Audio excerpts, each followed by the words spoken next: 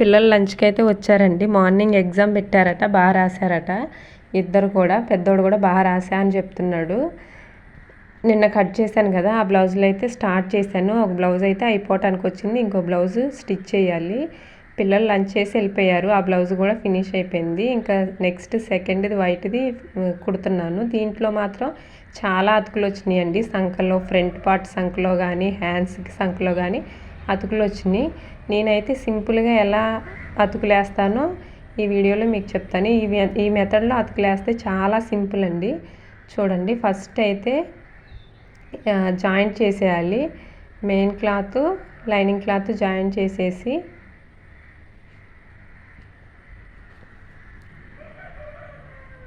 ఈ విధంగా main cloth అనేది లైనింగ్ క్లాత్ అనేది మెయిన్ క్లాత్కి అటాచ్ చేయాలి. కాకపోతే అటాచ్ చేసేటప్పుడు చూసుకోవాలండి, రెండు ఒకవైపుకే వచ్చే అవకాశం ఉంటుంది. ఫ్రంట్ పార్ట్లు రెండు చూసుకొని అటాచ్ చేయాలి. ఒకటి అటాచ్ చేసాను, ఒకటి కింద వైపు నుంచి స్టార్ట్ అయింది. ఇందాక చూసారా, ఉక్సులు పట్టి నుంచి. ఇదైతే నెక్ షోల్డర్ నుంచి స్టార్ట్ అవుతుంది. అలా స్టార్ట్ అయినాయి అంటే రెండు ఆపోజిట్లో ఉన్నట్టు, లేదంటే రెండు ఒకవైపుకే వచ్చేస్తాయి. చూడండి, అటాచ్ అయితే కంప్లీట్ అయిపోయింది. కట్ చేసేటప్పుడు మాత్రం సేమ్ లైనింగ్ ఎలా ఉందో అలా కట్ చేయకూడదండి. చూడండి, నేను ఎలా కట్ చేస్తున్నానో. కట్ చేశాను కదా, ఇక్కడ మాత్రం షేప్లో కట్ చేయాలి. సంక మనం కట్ చేసేటప్పుడు షేప్ ఎలా తీసుకొని కట్ చేస్తామో అలా కట్ చేస్తే సరిపోతుంది. ఇంతేనండి, కట్ చేసేసాం కదా. ఇప్పుడు దీనికి క్లాత్, వేస్ట్ క్లాత్ ఉంటుంది కదా, దాన్ని అయితే అతికేస్తాను. చూడండి, సంకలోని ఇలా క్రాస్గా పెట్టి ఒక స్టిచ్ అనేది వేసుకోవాలి. ఫస్ట్ వేసుకున్నాక దాన్ని రివర్స్ తిప్పి దాని మీద ఇంకో స్టిచ్ వేసుకోవాలి.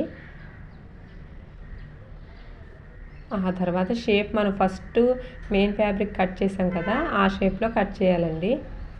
ఇది కూడా అంతే సేమ్. సరిగ్గా కనబడట్లేదు స్టిచ్చింగ్ మాత్రం, మిషన్ కనబడట్లేదండి. అర్థమైంది అనుకుంటా. చూడండి, మనం ఫస్ట్ మెయిన్ ఫ్యాబ్రిక్ ఎలా కట్ చేసాం షేప్లోని, ఆ షేప్లో ఈ లైనింగ్ అనేది కట్ చేయాలి. అర్థమైంది కదా. ఇప్పుడు మనం లో కటింగ్ తీయాలి. అతుకులు వచ్చినప్పుడు ఎప్పుడు లో కటింగ్ తీయకూడదండి. అతుకులు అన్నీ వేసేసాకే లో కటింగ్ తీయాలి. ఒక 1/2 ఇంచ్ లోపలికి లో కటింగ్ చేస్తే అయిపోతుంది, ఫినిష్.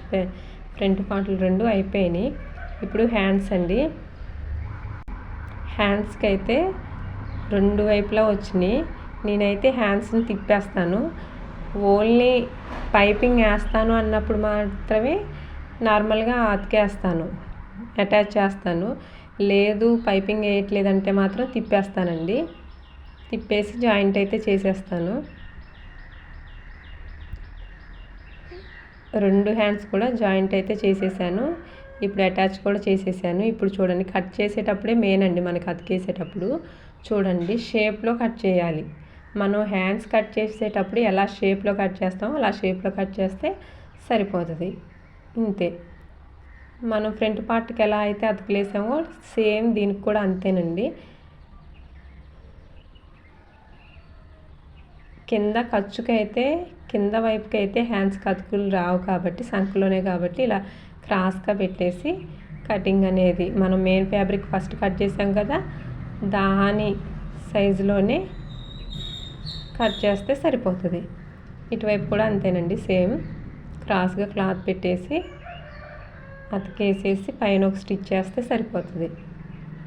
ఇప్పుడు కట్ చేయాలి. మెయిన్ ఫ్యాబ్రిక్ మనం ఇందాక కట్ చేసాం కదా షేప్లో, ఆ షేప్లోనే ఇది కూడా కట్ చేయాలి. అయిపోయింది. నేను లో కటింగ్ అయితే ఫస్ట్ తీయనండి, హ్యాండ్స్ జాయిన్ చేసుకున్నాకే కుట్టేటప్పుడే లో కటింగ్ తీస్తాను.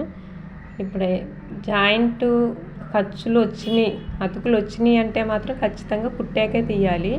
అతుకులు రాకపోయినా సరే నేను ఇలానే తీస్తాను లో cutting. Thank you for watching.